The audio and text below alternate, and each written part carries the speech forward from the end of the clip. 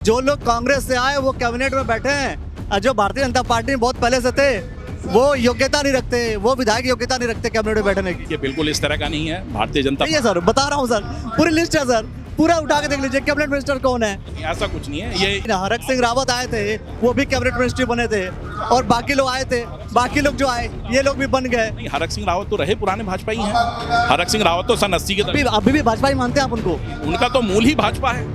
हरक सिंह रावत अभी भाजपा ही मानते हैं? अरे वो कांग्रेस में प्रचार कर रहा है सर, आप भाजपा ही मान रहे हैं उनको। मेरा कहना है कि हरक सिंह रावत का जितना मूल भारतीय जनता पार्टी का है उतना तो किसी भारतीय जनता पार्टी के कार्यकर्ता का हो ही नहीं सकता।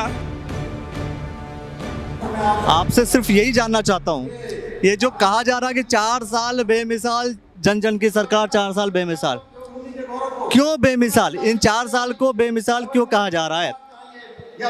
देखिए, सबसे पहले ये बात है कि उत्तराखंड के लोगों में माननीय मुख्यमंत्री पुष्कर सिंह धामी के लेकर जो विश्वास है, जो उनका व्यवहार एक आम जनता के प्रति है, वो व्यवहार ने हमारे समाज में विकास की जो नींव रखी है, हमारे इंफ्रास्ट्रक्चर में जो विकास की नींव रखी है, हमारे धार्मिक स्थलों के लिए जो महत्वपूर्ण विकास कार्य हो रहे हैं, हमारी रोडों पे जो विकास कार्य हो रहे हैं, युवाओं के लिए जो नीतियां बन रही हैं, हमारे आर्थिक रूप से कमज़ोर लोगों को जो है जिस तरह से आर्थिक लाभ दिया जा रहा है, और सर्वोपरि उसमें जो है जिस तरह से संगठन और तमाम कार्यकर्ताओं को लेकर माननीय मुख्यमंत्री पुष्कर सिंह धामी जिस आत्मविश्वास के साथ चल रहे हैं, वो निश्चित रूप से देश की सबसे बड़ी पार्टी, एशिया की सबसे बड़ी पार्टी के बाद उत्तराखंड में मुख्यमंत्री धामी के प्रयासों से संगठन को एक उच्च स्तर पर ले जाने की ओर प्रयासरत है। आपने 4 साल बेमिसाल है। आपने सड़कों की बात की, आपने कहा कि युवाओं के लिए काम हो रहा है, आपने कहा किसान, सबके लिए काम हो रहा है।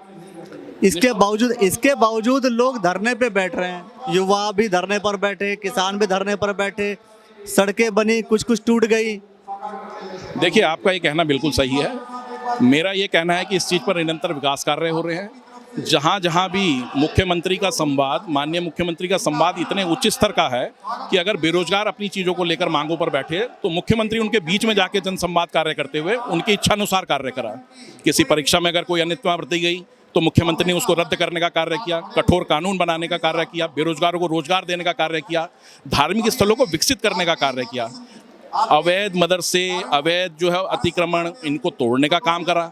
मुख्यमंत्री ने सनातनी परंपरा, हिंदू हमारे जो वाहक हैं, इन सब में एक समन्वय बिठाते हुए विकास कार्यों के साथ उसे जोड़कर जिस तरह से बेजोड़ कार्य किया है। समन्वय किसके साथ बिठाया सर? मतलब वो तो साफ तौर पर मजार मदरसे तोड़ते जा रहे हैं, तो समन्वय मुसलमानों के साथ तो नहीं बैठ रहा है, मुसलमानों को तो बिल्कुल खिलाफत हो रही है। मजार मदरसे टूटना एक अलग चीज है। सरकार की, माननीय हमारी केंद्र सरकार की नरेंद्र मजार मदरसों को फॉलो करने वाले लोग उत्तराखंड के लोग नहीं है। अवैध रूप से, निश्चित रूप से जिस तरह से अतिक्रमण को हथियार बनाया गया, जिस तरह से धर्म के आड़ में अतिक्रमण को हथियार बनाया गया, हिंदू तो हमेशा सहिष्णु ही है, हिंदू सनातनी परंपरा का ही वाहक है। और मेरा ये कहना है, हिंदू सनातनी परंपरा का वाहक है, बिल्कुल सही बात, लेकिन क्या जो इस्लाम को मानता है और उत्तराखंड में है वो बेगुनाह हो गया? आप मुझे एक बात बताइए कि केंद्र सरकार और प्रदेश सरकार की कोई भी योजना आप उठा के देख लीजिए, उस योजना तो सबके लिए हो गई, लेकिन मैं कह रहा हूँ कि आप जो है ये साफ तौर पर ये भी तो इंडिकेट कर रहे हैं कि कहीं ना कहीं भाई मुसलमानों ने अगर कोई चीज़ बनाई है उसको तोड़ना फोड़ना सारा काम चल रहा है, और कांग्रेस के तमाम नेता इसको लेकर के सीधा आरोप लगाते रहते हैं। मेरा ये कहना है किसी चीज को एक चश्मे से देखना और तुष्टीकरण से देखने में, दोनों में बहुत अंतर है। कांग्रेस की राजनीति तुष्टीकरण की राजनीति है। भारतीय जनता पार्टी, हम बड़ा साफ शब्द यूज कर रहे हैं, जहां पर अवैध अतिक्रमण है वो चाहे कहीं से भी संबंधित हो, उस अतिक्रमण को हटाने का कार्य माननीय मुख्यमंत्री जी ने किया है और बड़ी जो है ताकत के साथ करा है, लोगों की भावनाओं को ध्यान में रखते हुए करा है। अब तक जो है कितने अवैध जो है मदरसे और तोड़े गए हैं, मजार तोड़े गए हैं, और कितने मंदिर तोड़े गए हैं? देखिए, मैं तो एक सामान्य नागरिक की तरह ये कहूँगा कि आए दिन आप जो है मीडिया चैनल्स और तमाम चीज़ों से रिपोर्ट में मुखातिब होते हैं। ऐसे कोई निश्चित तौर पे आंकड़े तो मैं आपको नहीं दे सकता, लेकिन एक अवधारणा की जो राजनीति है, निश्चित रूप से उसमें पुष्कर सिंह धामी जी का कोई सानी नहीं है। वर्तमान में भारतीय जनता पार्टी की राजनीति में व्यवहार और जो अपेक्षाएं लोगों की हैं, उनको पूरा करने में माननीय मुख्यमंत्री पुष्कर सिंह धामी का कोई सानी नहीं है, ये तयशुदा मानिए आप। ये क्या आज ये तय होने जा रहा है कि धामी जी के नेतृत्व में ही 2027 का चुनाव होगा?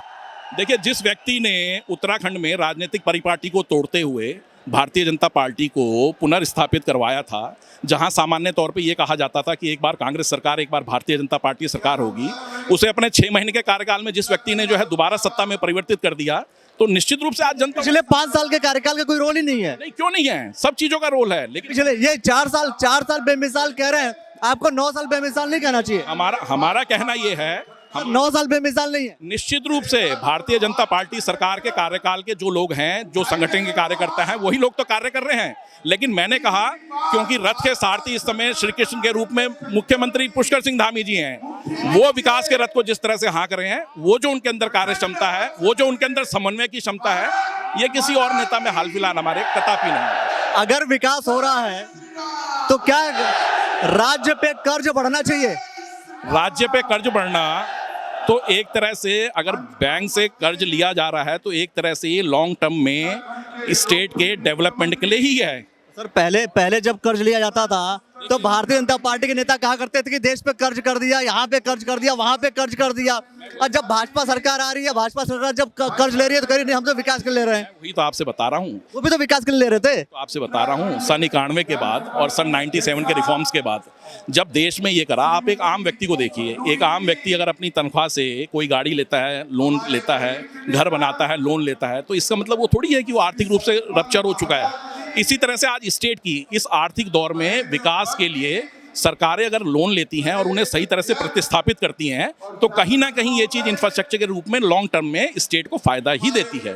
लेकिन कर्ज तो बढ़ रहा है ना, कर्ज ये तो मानेंगे ना? नहीं, कर्ज बढ़ रहा है, लेकिन इस प्रतिस्पर्धा के दौर में ये सब भी जरूरी है। और आप ये देखिए कि कर्ज बढ़ने के साथ साथ इंफ्रास्ट्रक्चर का दौर किस कदर बढ़ा है। टैक्स तो बढ़ गया, टैक्स भी बढ़ गया, कर्ज भी बढ़ गया।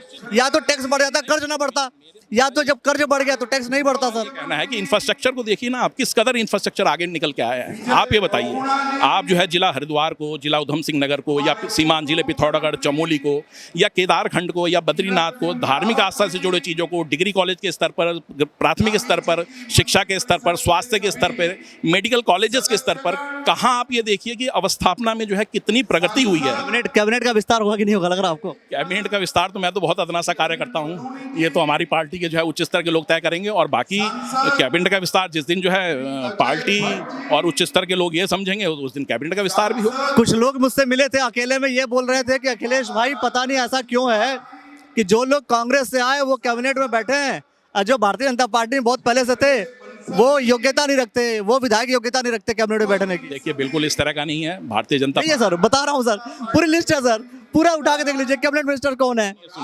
भारतीय जनता पार्टी में जो कार्यकर्ता समाहित हो गया वो भारतीय जनता पार्टी का कार्यकर्ता हो गया। इसमें यह कहना कि ये व्यक्ति कांग्रेस से जो आया वो नहीं, जो भारतीय जनता पार्टी में समाहित हो गया, जिसने भारतीय जनता पार्टी की सदस्यता ले ली, वो व्यक्ति आज आप बताइए 1997 में अगर भारतीय जनता पार्टी को जो है 10% लोग वोट देते थे, तो आज 40% दे रहे हैं। तो जब जनता ही समाहित हो गई भारतीय जनता पार्टी में, तो आप नेतृत्व को क्यों कहते हैं कि ये कांग्रेस से आया है? कांग्रेस से आया व्यक्ति या किसी अन्य दल से आया व्यक्ति, जैसे ही भारतीय जनता पार्टी के दूसरे दल से आया हुआ व्यक्ति ज्यादा पावरफुल होता है। नहीं, ऐसा कुछ नहीं है। ये और जो ये आंकड़ों में कभी लग सकता है, लेकिन ये निश्चित तौर पे मानिए। अब आप बताइए ना, आप उच्च स्तर पे देखिए, बताइए ना, हरक सिंह रावत आए थे, वो भी कैबिनेट मिनिस्ट्री बने थे, और बाकी लोग आए थे, बाकी लोग जो आए ये लोग भी बन गए। नहीं, हरक सिंह रावत तो रहे पुराने भाजपा ही हैं। हरक सिंह रावत तो सन 80 के अभी भी भाजपा ही मानते हैं आप उनको? उनका तो मूल ही भाजपा है। हरक सिंह रावत अभी भाजपा ही मानते हैं? अरे वो कांग्रेस में प्रचार कर रहे हैं सर, आप भाजपा ही मान रहे हैं उनको। मेरा कहना है कि हरक सिंह रावत का जितना मूल भारतीय जनता पार्टी का है, उतना तो किसी भारतीय जनता पार्टी के कार्यकर्ता का हो ही नहीं सकता। आज ये अलग बात है कि वो कांग्रेस में जाके प्रचार करने की कोशिश कर रहे हैं। देखिए, राजनीति है, समय पे आगे आने पे क्या होता है, राजनीति के गर्भ में छुपा हुआ है। तो चलिए, ये तो तय हो गया भाई, जो पूरी कंडीशन है कि धामी जी के नेतृत्व में 2027 का चुनाव होना है। और तमाम लोगों से जो बात कर रहे हैं हम, बातों में रिजल्ट ये निकल कर आ रहा है, सरकार बनी तो धामी जी फिर से मुख्यमंत्री बनेंगे। लेकिन क्या कुछ होगा, हम आपको इसी प्लेटफॉर्म पर दिखाएंगे, बताएंगे। देखते रहिएगा द न्यूज़ नेटवर्क। बहुत बहुत शुक्रिया, बहुत बहुत धन्यवाद।